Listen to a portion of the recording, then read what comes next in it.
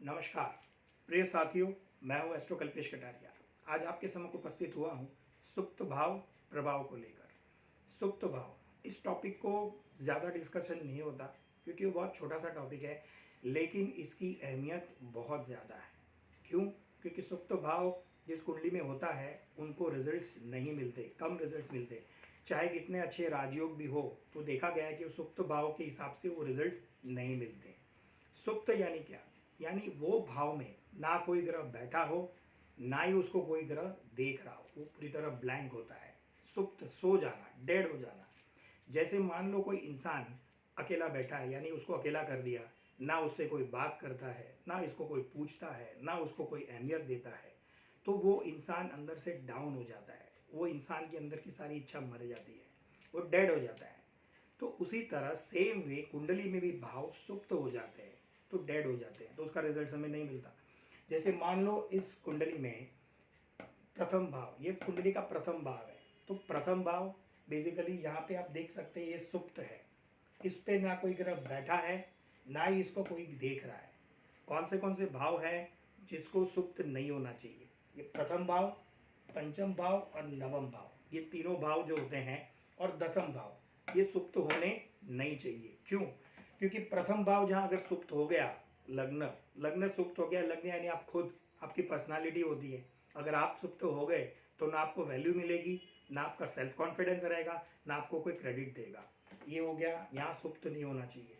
पंचम भाव सुप्त अगर हो गया तो आपके ज्ञान की कोई वैल्यू नहीं रहेगी। जहाँ पहुँचने चाहिए थे वहाँ नहीं पहुँच पाएंगे, वो लेवल्स आपको नहीं मिलेगा। भाग्य भाव, अगर भाग्य भाव भी सुप्त हो गया तो लक फेवर नहीं होगा, तो लास्ट टाइम पे कुछ ना कुछ चीज़ अपने को हाथ में नहीं आएगी, तो हम क्या बोलते हैं, हमारा भाग्य सोया हुआ है। लक, क्रेडिट, क्रेडिबिलिटी हमारा साथ नहीं देगी। दसम भाव भी सुप्त नहीं होना चाहिए क्योंकि अपने कर्म से जुड़ा है। हम जो काम करेंगे उसको अपने को उठ के आएगा, तो वहाँ पे भी वो सुप्त हो जाने से अपने को क्रेडिट नहीं मिलेगा, वो साथ नहीं मिलेगा, उसमें वो लेवल्स नहीं मिलेगा, उठ के आएंगे नहीं। तो ये सारा चीज़ माइनस पॉइंट्स हो जाते हैं अगर भाव सुप्त हो गया तो। अब इस सुप्त भाव को वैल्यू कैसे, यानी कि बढ़ाएंगे कैसे, उसको हम अहमियत, यानी उसकी अहमियत कैसे बढ़ा सकते हैं, उसको जागरूक कैसे कर सकते हैं। बेसिकली मान लो इस कुंडली में आप देखो, जैसे कि मैंने कहा ये प्रथम भाव, यहाँ पे कोई भी ग्रह नहीं दिख रहा है, ना ही इस भाव को कोई ग्रह देख रहा है, यानी ये भाव सुप्त हो गया। अब बेसिकली इस भाव को लग्न, लग्न यानी कुंडली का मेन प्रथम भाव, यानी बॉस, कैप्टन हो गया। कैप्टन मजबूत तो टीम मजबूत, लेकिन कैप्टन ही डाउन है तो पूरी टीम भी डाउन हो जाएगी। तो बेसिकली हमें इस भाव को बढ़ाना है, इस भाव को हमें जागरूक करना है। कैसे करेंगे? जैसे इस भाव का स्वामी बेसिकली यहाँ मेष राशि, तो इसका स्वामी मंगल होता है, और इसके तीन नक्षत्र जैसे धनिष्ठा, मृगाशीष और चित्रा, ये मंगल के तीनों नक्षत्र है। तो तीनों नक्षत्र को हमें अपग्रेड करना है, यानी तीनों नक्षत्र की आराधना, उसमें से कोई भी नक्षत्र, जैसे इसका स्वामी बनता है मंगल, तो मंगल बेसिकली उनके अधिपति जो स्वामी होते हैं हनुमान जी, हनुमान जी की आराधना हम कर सकते हैं। दूसरा है प्रभु श्री राम की आराधना हम कर सकते हैं। तो हनुमान जी की आराधना, हनुमान जी की शरण में हमें जाना है।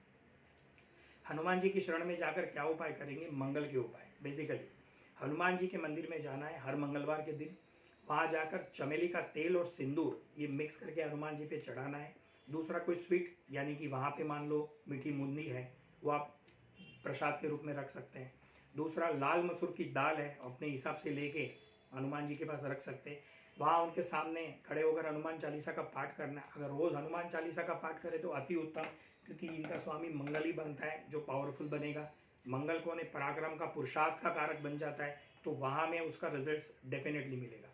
तो ये सारे ऐसे उपाय करके आप उस सुप्त भाव, चाहे कुंडली में कोई भी भाव, यहाँ हमने प्रथम भाव को लिया है। पंचम भाव मान लो सुप्त होता है तो वहाँ इनके स्वामी बनते सूर्य, तो सूर्य की आराधना करनी है। नवम भाव मान लो सुप्त हो गया तो इस कुंडली में गुरु, देवगुरु बृहस्पति बनते हैं, तो देवगुरु के सारे उपाय करने बृहस्पति के। ऐसे जो भी भाव कुंडली में सुप्त होता है, उस भाव के स्वामी को हम अगर बल देंगे, या उसके नक्षत्र, जैसे उनके अधिष्ठी स्वामी जो होते हैं उनको हम बल देंगे, तो हमें डेफिनेटली वहाँ फायदा होगा।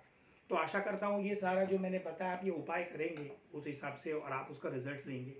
अगर इस चीज़ में आपको डिटेल में जानना है और सारी जानकारी आपको लेनी है, तो आप मुझसे फेसबुक से एस्ट्रो कल्पेश कटारिया के नाम से उससे जुड़ सकते हैं और सारे उपाय आप करा सकते हैं। नमस्कार।